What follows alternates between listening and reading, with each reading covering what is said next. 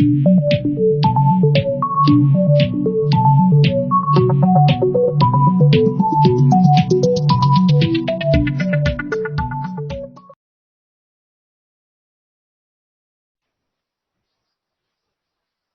you very much, BIMSSCON, for inviting me today to present a keynote on mental health and COVID. Thank you very much. I'm Dr. Tasdik Hasan, and definitely I'll give my brief introduction later on because there's a slide on my journey in mental health. So I want to start my presentation first, then I think we'll get some time to talk more on my life, my career. I think, can you share can you see the screen? Okay, so today we are going to talk on mental health and COVID, evidence from Bangladesh. And we all know we are passing through a terrible pandemic and this ongoing crisis is impacting every aspect of human life. Before going into the evidence part, like what we have received by far as form of scientific evidences, I received a question from BIMSSCON team to talk on my journey on mental health, why I ended up being a mental health professional. So I want to talk a little bit about that. Then I will tell you the fascinating experiences related to COVID and mental health research at the moment. So I started my journey from Joshore, which is a very small city in Bangladesh, B.F. Shahin College. Then I started my medical school at Shohid Sohrawardi Medical College, Dhaka. In 2012, I completed my MBBS and I started a master's in public health at American International University. I completed that degree and I want to give a pause at this point because it is a very, very precious degree to me. I received the Chancellor's Gold Medal. You can see in this slide, the President, Honorable President of Bangladesh. I received a Chancellor's Gold Medal for that master's, also the Vice Chancellor's Gold Medal for the best thesis of the year and also summa cum laude. So during the time, the thesis I did for my master's, it was on mental health of medical students. So you can say the passion for mental health started from that point. And I think it was beyond that, but definitely it was the first structured point I had. Then I joined ICDDRB, International Center for Diarrheal Disease Research, which is the research hub in Bangladesh, and I must say Southeast Asia. So I worked for ICDDRB for more than 6 years. And in between my placement at ICDDRB, I got some opportunity to work in diverse projects related to cholera, severe diarrhea, street food safety, and maternal child health research. So I'm lucky enough to have a diverse experience from that organization. In the meantime, I did a master's in, again, a diploma, it's not a master's, diploma in disaster management from University of Dhaka. Institute of Disaster Management and Vulnerability Studies. And that point, I also did a thesis, a research. It's on mental health service need of coastal population, which I published this year in a very reputed journal. So I think you can see like my every academic involvement after MBBS, I had something which is somehow related to mental health, and it was kind of intentional. I was not getting opportunity in my office, so I tried to match my interest in mental health from my academic affiliations. In the meantime, I also did a fellowship with ICAD, International Center for Climate Change and Development. And in 2017, I received a scholarship from Commonwealth, and I started my master's in global mental health at London School of Hygiene and Tropical Medicine and King's College London, which is a combined master's. And it was my first structured academic course specifically designed to learn global mental health. And I'm very happy that this degree enabled me to interact with some, bestest faculties in the world, the best students in the world. And I'm lucky enough to get a precise idea about what mental health research and global mental health is. Just after completing the degree, I received an opportunity to work as a research assistant at University of Liverpool, and I joined a project which was targeted to depression symptomatologies, depressive symptomatologies of refugees, Congolese refugees living in Rwanda and Uganda. I worked there for a year, and I had to be in the settlement in Uganda, and I learned the basic arts of, dealing with refugee mental health. In 2019, I got the opportunity to serve for the Johns Hopkins University as a project director in Lusaka, Zambia. So I moved to Lusaka, and I was there for a couple of months as a project director, and I contributed in a couple of projects related to African mental health. It was a project directed to CETA, Common Elements Treatment Approach. This year, when this pandemic started, I got an excellent opportunity, which is a PhD, and I'm going to start it very soon. I received a scholarship from FIT, Monash University, and the PhD is going to be on digital mental health. And at the same time, I'm doing a consultancy at the moment with Shuchana Foundation, and we are supporting the Ministry of Health and Family Welfare Bangladesh to develop the national mental health strategy. So this is me overall, and you can see, it's not linear, not straightforward. My official engagement, it was excellent, as I must say, but I've never had the opportunity to work directly on mental health research. So I explored. I always try to have, get some opportunities where I can do some work which satisfies my passion to work for global mental health. Then I had a couple of fights with my family members, with my official supervisors, like why I'm planning to go for global mental health and mental health research, because it is not a conventional choice for a public health researcher still in Bangladesh and globally as well. And I'm happy to be the first one from Bangladesh, like the first Bangladeshi to do this specific master's MS in global mental health. And I'm very happy that many of my contemporaries and colleagues, they are considering it as a career option now. This is, in short, what BIMSSCON team wanted to learn, like how I ended up as a global mental health researcher.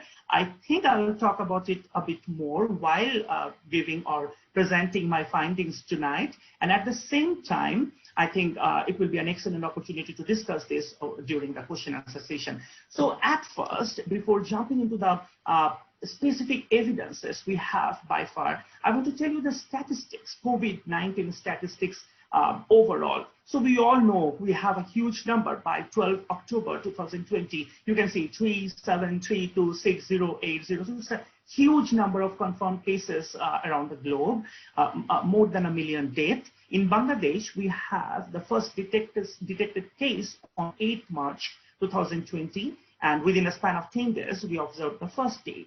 By far, we have, I think it's kind of a week-old status.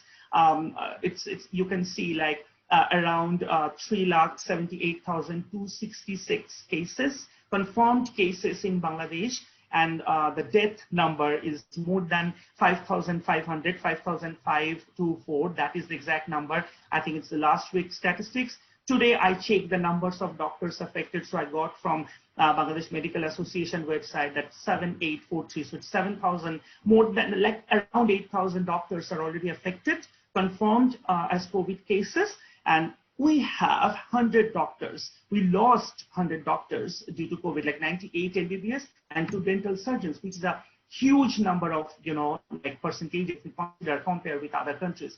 We lost precious life of 100 physicians, active physicians from a country where we often struggle with the number of physicians we have. So this is overall COVID statistics in the country. If I take you to the mental health situation where we are, recently we have seen the National Mental Health Survey, the preliminary findings, we do not have the full survey report with us now. So if I tell you some of the bits from that preliminary publication, they are saying around 20 million people in Bangladesh, they are now suffering from different types of mental illnesses. So it includes common mental health disorder and also severe mental health disorders.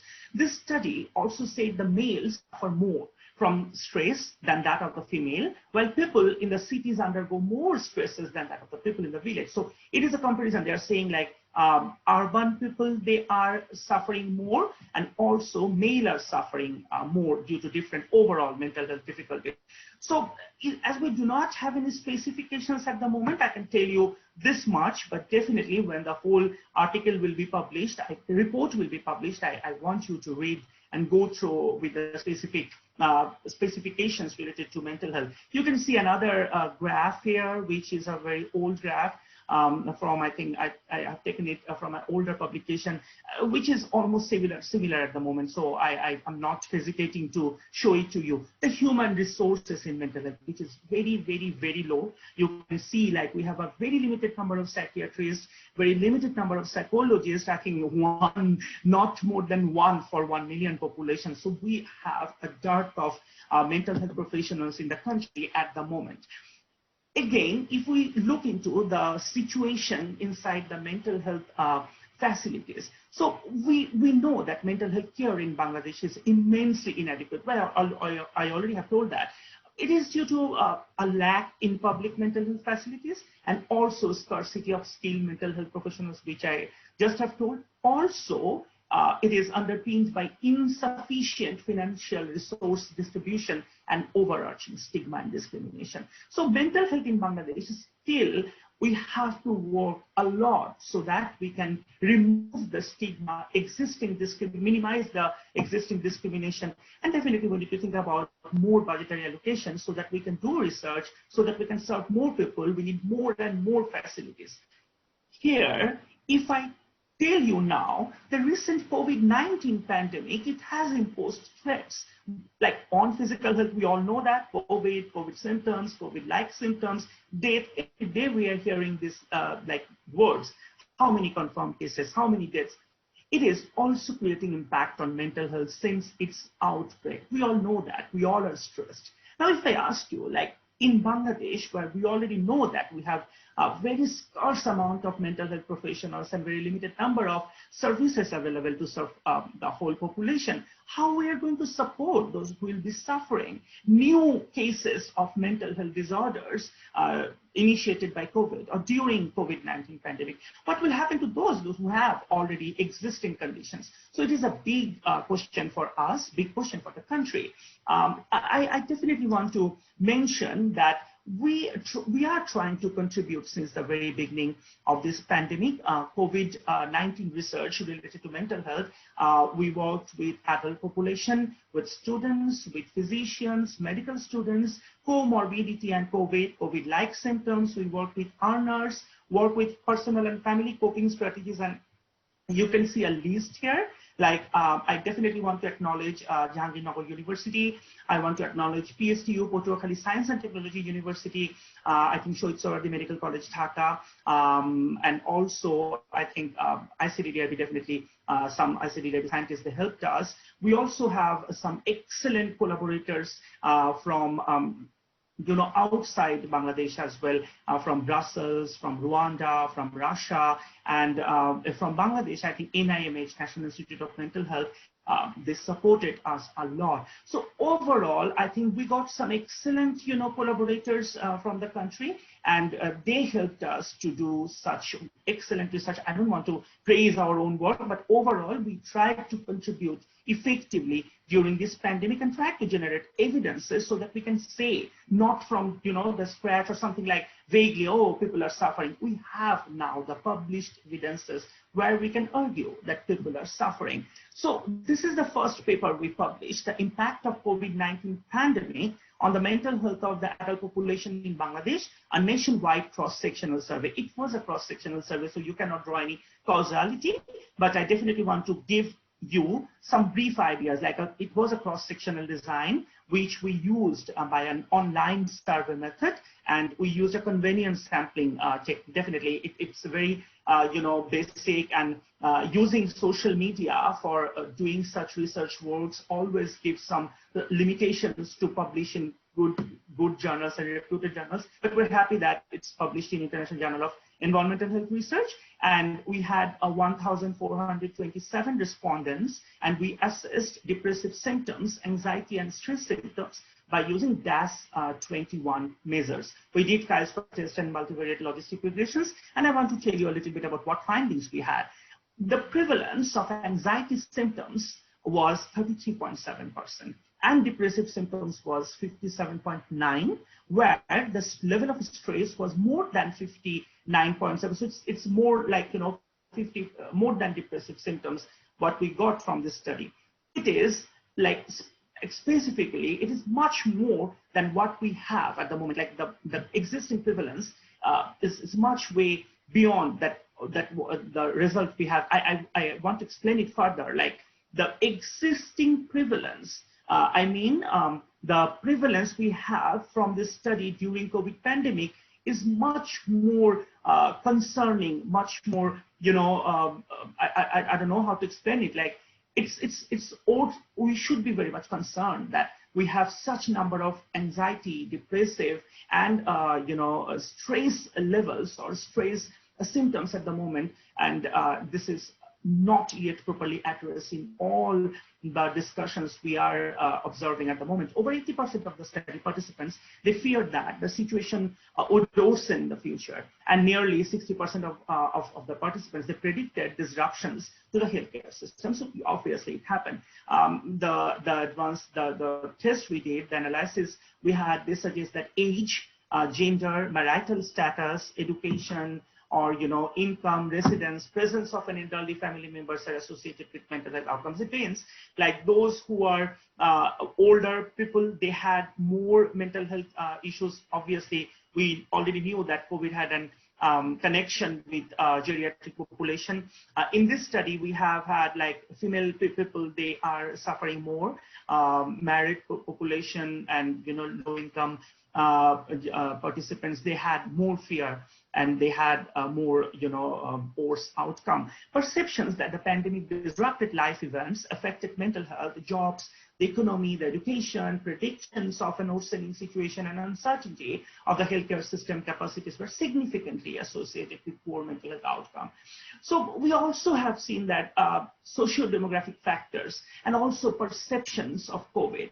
So it means like the knowledge, the perception is always somehow, relevant, connected to knowledge. So the perceptions of COVID itself, like how the disease is progressing, what will happen next, it significantly predict mental health outcomes. And definitely those who had low and, disturbed perception or inadequate perception related to COVID, they definitely suffered more. I want to tell you another study we published in Journal of Affective Disorder. You can see the title from here, The Impact of COVID-19 Pandemic on Mental Health and Well-Being Among Home Quarantined Bangladeshi Students, a cross-sectional pilot study. So this study, we used a cross-sectional design, a convenience sampling technique, and also social media to do that survey, because like face-to-face survey and going household to household, it was not possible during this pandemic, and it is associated with an extreme health hazard, so we had to avoid that, and it also limits the generalizability of our findings. So I do not want to say like, okay, this is the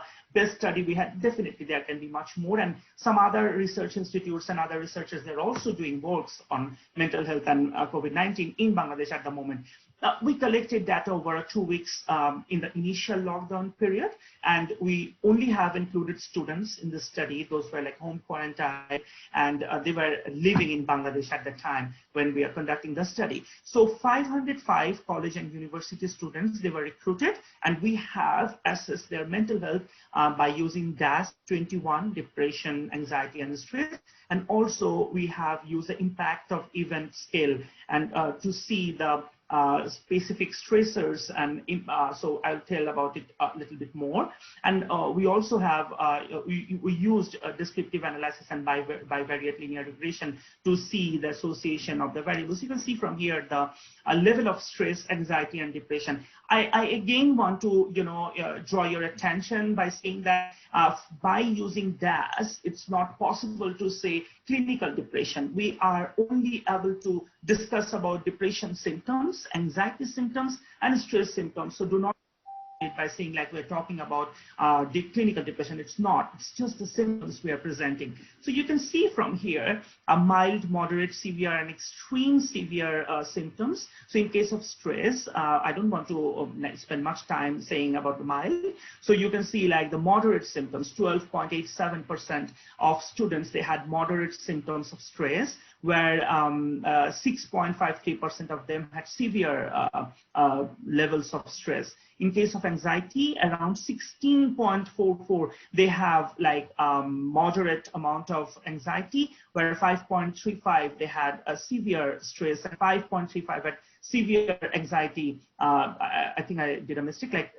I should have said like severe anxiety, and also extremely severe was 5.35. You can see in depression symptoms, 11.68 they had mild depression symptoms, 18.22 they had moderate, 9.5 had severe, and 7.52% of the students they had extremely severe depression symptoms, were quarantined at the moment. So here I can also conclude with this specific slide that the prevalence is much more higher than the normal prevalence, like the pre-COVID prevalence of existing depression, stress, or anxiety symptoms among the students. You can see from here, I already talked about the impact of event scale, which we use to determine event-specific distress, which is definitely in this case the event was like, we do not have to explain, it's COVID-19. So you can see from here like around 44.95 they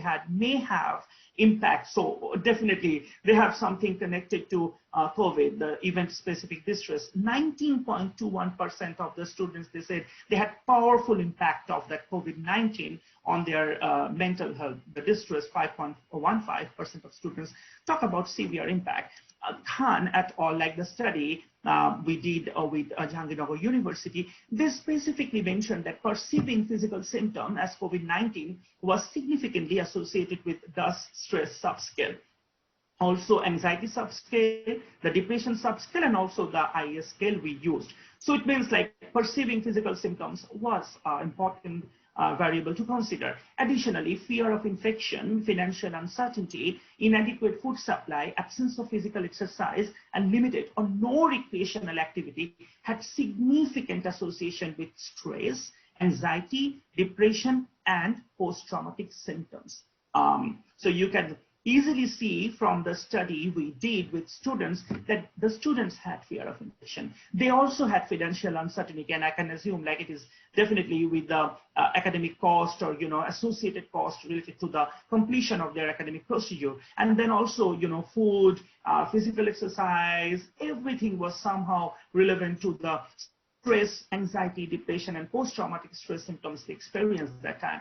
I want to also, show some of the findings we haven't published yet, but you can find these study findings in preprint servers. This is relevant to student depression, so I'm showing like without any hesitation because you can see it in the preprint servers, and I hope that all these findings will be available in published form very soon because they are all in the review process. So we did another study with PSTU, Patuakhali Science and Technology University, and me and one of my colleagues from Harvard was also there. So this was again a cross-sectional, online-based study, and we involved 589 students from different academic institutes. So we used DAS again to assess depression, anxiety, and in this study, the time period was a bit different. And in this study, if you can see, like the prevalence of anxiety was 26.66, where depressive symptoms was found among 61.97% of students, and also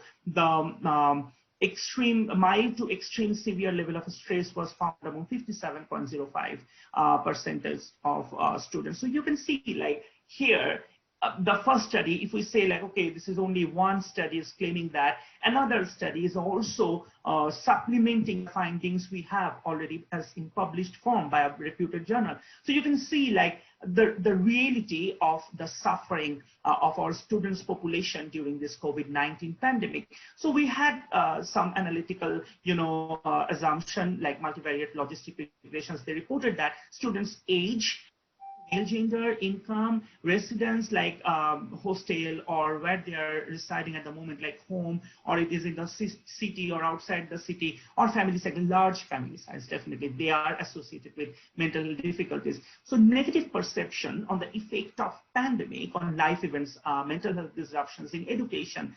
definitely healthcare systems, like whenever they have the feeling like our healthcare system might not be able to support me, existing physical health condition, like if someone have any kind of chronic disease or any kind of existing physical problems, maybe diabetes or hypertension or COVID-like symptoms, these were significantly associated with poor mental health outcome. One of the study which I'm very proud of that we conducted with the physicians, the frontliners. We are so proud of our frontliners who supported us during the COVID-19, still supporting, risking their lives. So we did this study where we received extensive support from Shohid Sohrawardy Medical College, Dhaka, and I definitely want to mention Public Health Foundation Bangladesh because they supported us unconditionally. So this study also received support from King's College London, National Institute of Mental Health, also the New South Wales University, Sydney, Australia. So this study, if you can see the title, Prevalence of Anxiety and Depressive Symptoms Among Physicians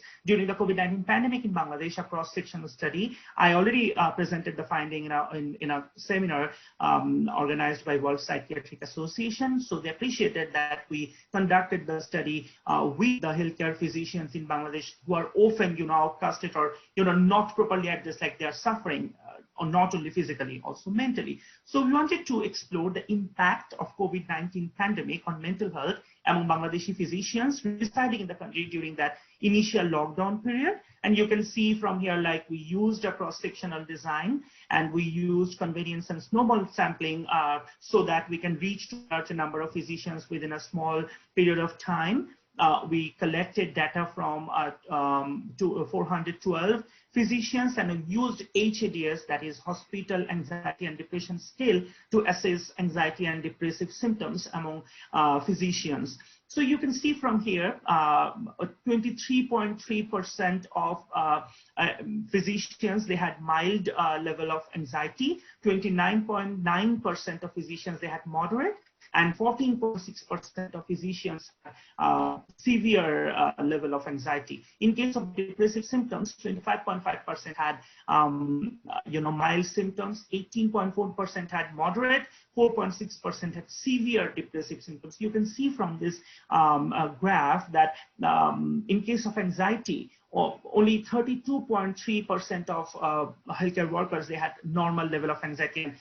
If we call like around 70% of them, they were suffering from either mild, moderate, or severe form of anxiety during the time of COVID-19 pandemic. And also in case of depressive symptoms, though 51% had no depression, if we see around 50-50, like around 49.5% had symptoms of mild, moderate, or severe depression, which is concerning. Like our doctors, those who are supporting us during this pandemic, they are suffering. Now I want to show you like what are the predictors or risk factors. I'm not showing, very complicated slides. I just want to make it very, very simple so that you can understand risk factors for higher rates of anxiety or depressive symptoms among the healthcare workers. I want to specify physicians working in Bangladesh during the pandemic, being female, they were more anxiety and depressive symptoms, participants. Physicians who had experienced COVID-like symptoms during the pandemic, there is a difference, like confirmatory COVID symptoms, like those who have confirmed COVID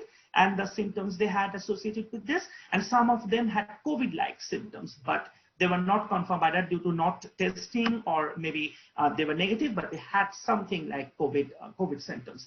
Those who had not received incentives, those who used self-funded personal protective equipments, those who had not received adequate training on what? Like COVID-19, where they had some physicians, those who have had like perceived self-efficacy, they had lacking on perception on self-efficacy to manage COVID-19 positive cases, patients. Some physicians had greater, perceived stress of being infected, fear of getting assaulted, humiliated, which is unfortunate. Like the doctors had to think about that, like I might get assaulted or humiliated. Being more connected with social media. See, this is a very important finding. Like the physicians who were more connected with social media and every day, like the numbers and other stuff, they had more anxiety and depressive symptoms. Having lower income levels to support the family, feeling more agitated during the whole procedure, like during the work environment, work time, they had less than 2 hours of leisure activity per day and short sleep duration. These are the risk factors related to higher rates of anxiety and depressive symptoms among physicians. working in Bangladesh during the COVID-19 pandemic. All these factors were found to be positively associated, which I already have said it's proved in unadjusted and adjusted statistical models. So you can see like every single risk factors we need to discuss, like why this is happening, how we can support them more so that they can help us, so that they can protect us during such a terrible pandemic, and not only during COVID-19. It can also be expanded and think of other, upcoming health concerns if we had, if we have to face any situation like that in future.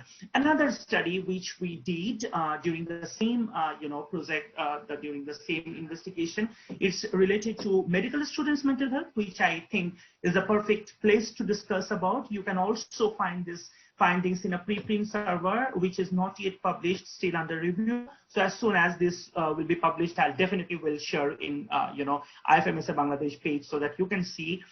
This is one of the first studies, I think, to investigate the mental health status of Bangladeshi medical students during COVID-19 pandemic, and SAFA did that very well. And you can see the title, Immediate Psychological Responses During the Initial Period of the COVID-19 Pandemic among Bangladeshi medical students. So female students, they had, again, a relatively more anxiety and depressive symptoms when compared with male. You can see like the adult population, when we dealt with adult population, male adults were much more depressed. In case of the national survey, if you go back, the national survey we had last year, male were more suffering, but in case of female doctors, in case of female medical students, they are more anxious and more with depressive symptoms when compared with their male partners or male colleagues. The students who were severely tensed of getting infected by the virus were at higher risk of suffering from anxiety and depressive symptoms compared with no or minimally stressed students.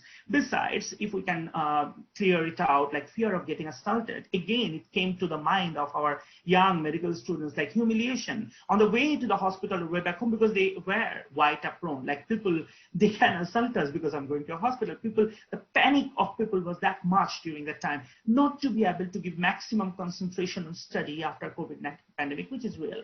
I know that there are a couple of concerns related to the ongoing professional exams.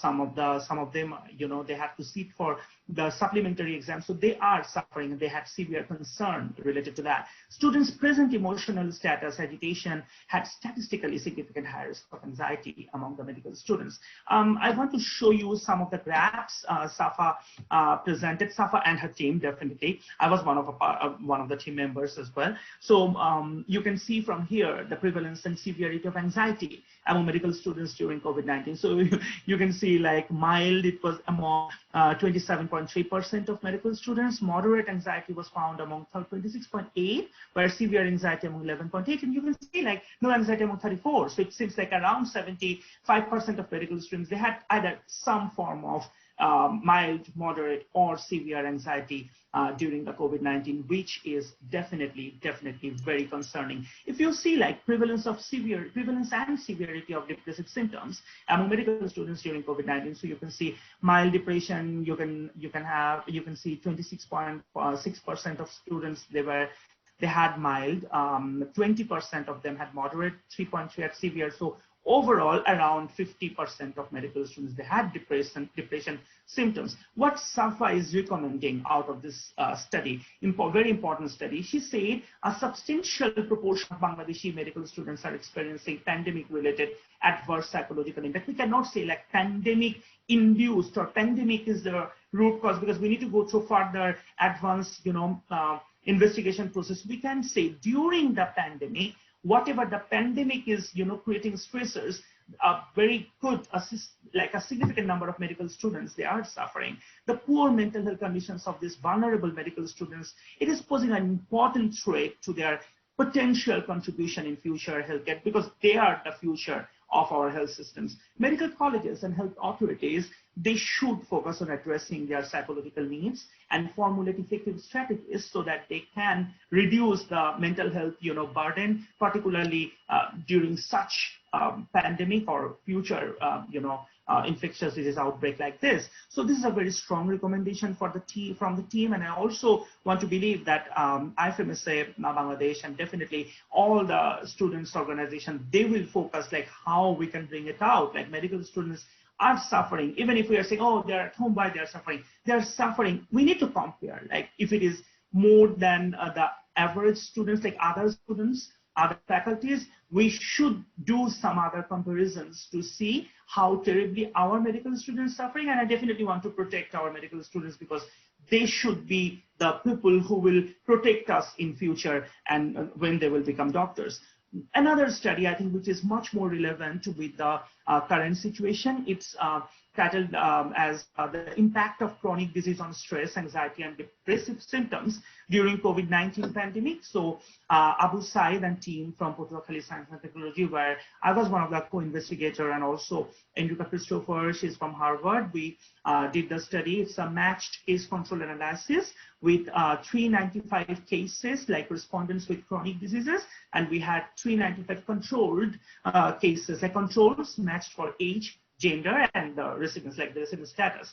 Inclusion criteria for these cases were respondents who self-reported having asthma, cardiovascular symptoms, or and like diabetes. So what we did, we used the DAS-21 to measure their stress, anxiety, and depression, and we wanted to see like what happened to them, like the prevalences of anxiety, depression, and stress. So you can see from here the prevalence of anxiety, it was very high. I think 73.7% of them had anxiety symptoms, 59% of them had depression symptoms, 71% of them had stress symptoms. Then the control, like in control, it was 43 in case of anxiety, which was 73 in case of the chronic disease cases. For non-chronic disease, like the controlled, it was 25 for depression, where in case of chronic, it was 59%. So you can see and assume from here, like the subpopulation, those who have chronic diseases, they're more vulnerable to mental health consequences during the pandemic. So whenever we are talking with someone who have an existing chronic disease like diabetes, or definitely asthma or some heart disease, we need to consider that they might have more stress or depressive symptoms or anxiety symptoms, and we need to consider. And if you see the logistic regression findings, it is reporting that the respondents with asthma, diabetes, cardiovascular symptoms, or any combination of these diseases at higher odds of recovery, which I already have said. So healthy individuals, if we potentially consider like others as in healthy individuals, it is a very, very concerning result, because we often ignore that, like other diseases, they might have a potential impact on mental health. Another study we conducted, which is in the preprint server at the moment, and definitely I do believe like it will be published very soon because it's under review. So it's mental health difficulties of adults with COVID-like symptoms in Bangladesh, again a case control study. And it's also done by Patuakhali Science and Technology. So this retrospective case control study, they gather data again. All of the studies we did are, via online survey to kind of like explore the mental health of Bangladeshi adults. In that case, with symptoms like COVID-19. So it's not COVID confirmed cases, COVID-like symptoms. So we measured the anxiety, stress, and depressive symptoms with DAS-21, and if you can, if you're curious to know the prevalence rate, so for anxiety it was 26.9. For depressive symptom, it was 52%. In case of stress, like mild to extremely severe levels of stress, it was 55.6%. So again, the multivariate logistic regression, it determined that the respondents with COVID-19-like symptoms reported higher odds for stress levels, anxiety symptoms, and depressive symptoms than asymptomatic respondents. So patients with symptoms like those of COVID, they are also suffering, like those who had symptoms like COVID but not confirmatory. So they should be also receive some kind of concern from the healthcare setting in order to reduce mental health difficulties during the pandemic. Like they need assurance and also a kind of, special form of low intensity psychological or psychosocial intervention. Another study which I was part of, but I have seen it's already been published by Saiful. I'm very, very happy that this young boy published a very important, findings. Panic and generalized anxiety during the COVID-19 pandemic among Bangladeshi people. So they did an online, a pilot survey, of course, like we did a cross-sectional survey during the very early period of the COVID-19 pandemic in the country, and they involved 1,311 community dwelling individuals aged between 13 and 63 years. So they used, I think, the panic disorder severity scale and generalized anxiety disorder, which is like popularly known as JAD-7, to assess panic and anxiety symptomatology. So they did binary logistic regression. So what finding they have? Binary logistic regression explored that I don't want to talk about the factors first, so maybe I can go a bit before, like the estimates of panic and generalized anxiety, the prevalence. So it was 79.6% panic, 37.3 had generalized anxiety disorder revealed by the JAD-7. Factors statistically predicting panic were being older, more than 30 years, having higher education, like those who have had experience like master's level or more, being married and living with a joint family. Factors statistically predicting generalized anxiety disorder were being female, being older, like more than 30 years that they had in other concern, having higher education, being married, being a non-governmental employee. So you can see like more or less all the findings are telling us a common thing. People are suffering mentally. They have stress symptoms. They have anxiety disorder. They have panic disorder. I don't want to say disorder that confidently because they might have symptoms. So I just want to limit myself with that. Like they have depression symptoms, they have anxiety symptoms or panic symptoms or something related to, stress symptoms, maybe not directly post-traumatic stress disorder, but they have symptoms which might turn into severe form of mental health disorder soon or a couple of weeks later or a couple of months later. They need support. Specifically, there are gender variation. If we can remember what I've said today, like in many cases, female are suffering more. In many cases, students, young people are suffering more. In many cases, older people are suffering more. Most of the cases, like extreme ages or, the low income generated population. If we consider the limitations of this study, see, like the study we conducted, we have only included people, those who have had internet that time, like online service. So we had absolutely excluded the low income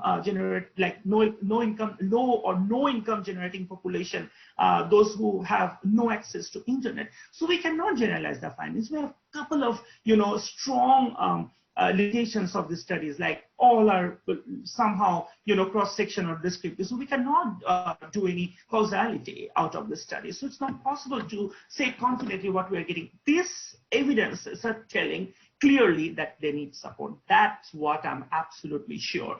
I want to tell you a little bit more about stigma as well. We have just accepted by Minerva Psychiatry, where I'm the first author. So it's a special article on addressing the COVID-19 related stigma and discrimination, a fight against infodemic in Bangladesh. We presented, it's not an investigation, it's a kind of review where we wanted to focus on the stigma and discrimination in Bangladesh due to COVID-19. So who are facing discrimination? COVID-19 positive cases and families for sure, like those who are quarantined in isolation where they have tested positive or not. I'm telling about the, the preliminary, phases of COVID-19 in Bangladesh, not now. Now it's kind of like people even not wearing masks in public places. So many law enforcing agencies are invariably, they have violated in Bangladesh medical ethics, any kind of ethical codes by publishing their locations. If you can remember, marking doors of their homes with colored stickers like red sticker, red flag, even social media stories are coming. We have seen that. Like this people is, this house is locked down and people are like gathered and taking pictures in front of the, we have seen this in our social media. Also, frontline health workers, absolutely, like our doctors, nurses, medical technicians, hospital cleaners, you can see the findings, what I just have presented today, like doctors and medical students, and I'm very unfortunate that we haven't portray the findings related to medical technicians and definitely some other studies.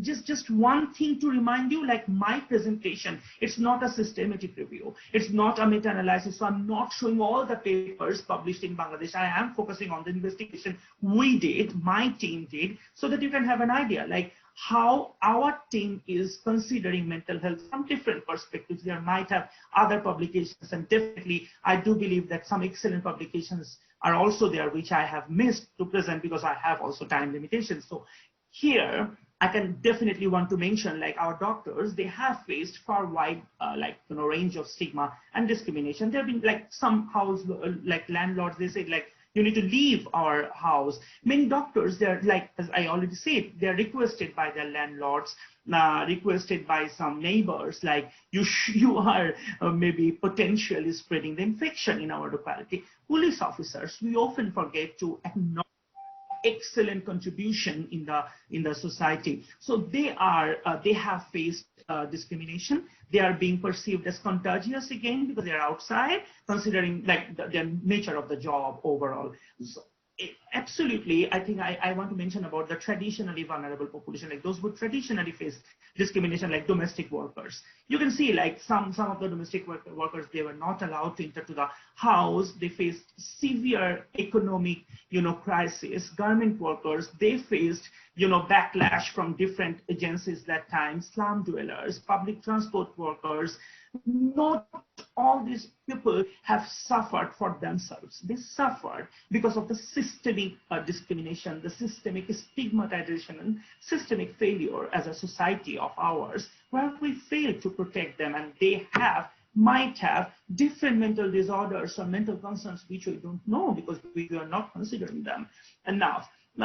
Again, I definitely want to mention what we have portrayed. The previous SARS outbreak, it also revealed a long way back, to contain such panic, the spread of stigmatization must be lowered. Preventing stigma and discrimination require a full-throated public campaign by government with a clear, completed, and authentic information in a country like Bangladesh. Involvement of a popular, political face or sport or entertainment personnel in this process might excellently work. And however, this hysteric panic, mass racial and class discrimination and stigmatization cannot be eliminated through better communication of information, only rather a detailed analysis of the pre-existing socioeconomic condition underpinning the risk factors deserve further detailed exploration to understand such panic and the mass discrimination and stigmatization we face. So I think I'm at the end of my presentation. So I definitely want to focus on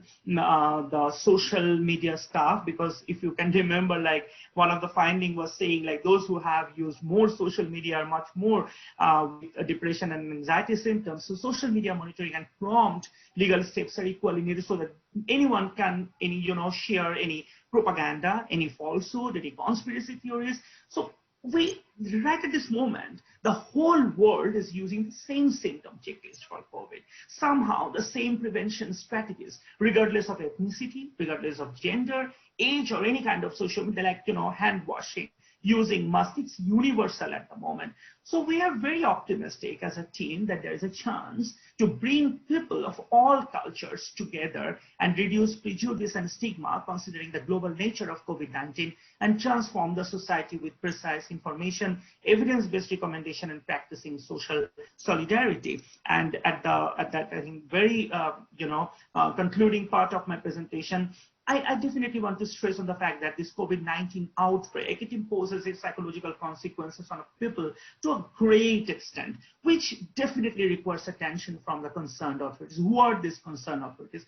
Hospital authorities, our politicians. It should be a political agenda. It should be a very big concern for all the policymakers, those who are relevant to COVID-19, prevention, response, and also general people to cope up with this situation mentally as well as physically. The perception about the outbreak, it can also play a big role in the psychological impact. So we need to focus on knowledge. We need to focus on awareness development, build up. further research in that mitigating the mental health and well-being impact in such public health emergencies is absolutely required. And we definitely need to focus on low intensity interventions so that our people affordable interventions. So I also can say, like, adoption of a digital platform like telepsychiatry, telemedicine, to facilitate the delivery of interventions across the continuum of care can be a very good solution. So it might not be the best solution, but definitely it can have some very good impact on people.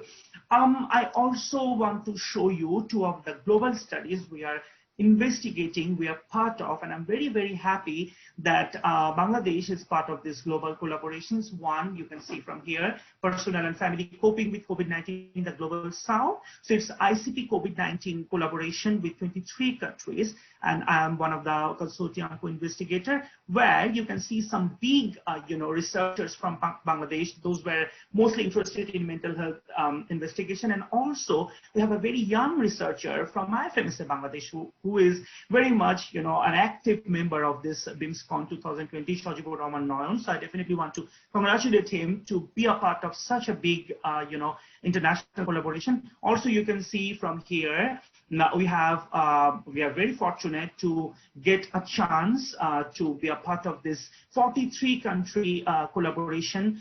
We are focusing on estimating global burden of mental health related to COVID. We already completed our data collection, like we have like 3,500 data from this collaboration involving Bangladeshi nationals. So I'm very happy and proud that me, Shadat, is from Jahangirnagar University, and our mentor, Dr. Hilal Sir, who is very much, well connected to IFMSA Bangladesh and BIMSSCON as well, is leading this collaboration. So we do believe these two international collaborations will have much more evidence, and we are going to present, and we are definitely going to submit it to good journals so that we can have this evidence forever.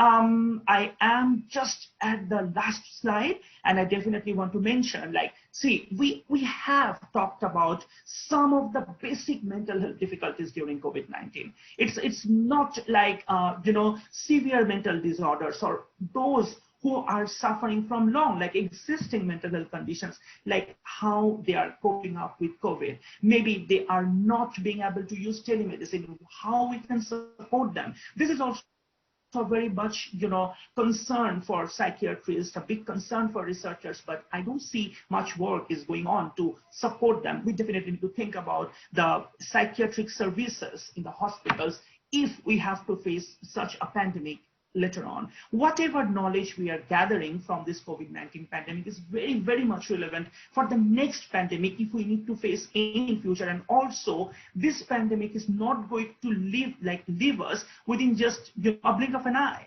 So we need to know how to deal with living with COVID-19 for next couple of years if we do not get the vaccine. So definitely we need to be well equipped so that we can support them. I'm talking about mental health difficulties. I'm talking about clinical disorders, which I think very much was missing in all of the publications we have encountered from Bangladesh. We as a team have used very, basic tools so that we can have symptoms.